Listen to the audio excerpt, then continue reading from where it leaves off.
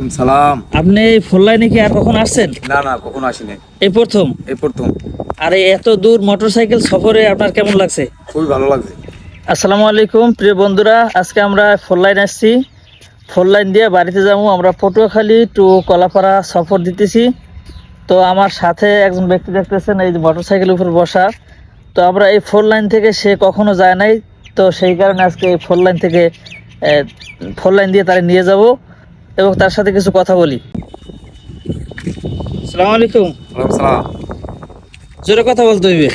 ওয়ালাইকুম সালাম। আপনি এই ফোর লাইনে কি আর কখন আসছেন? না না, কখনো আসিনি, এই প্রথম? এই প্রথম। আর এই এত দূর মোটরসাইকেল সফরে আপনার কেমন লাগছে? খুবই ভালো লাগছে। আর কখনো এত বড় ট্যুর দিয়েছেন মোটরসাইকেলে? না না না, এই প্রথম?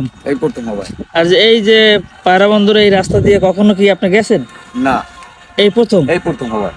তো আপনার কাছে এই রাস্তাগুলো কেমন লাগে? খুবই ভালো লাগে। অনেক সুন্দর রাস্তা।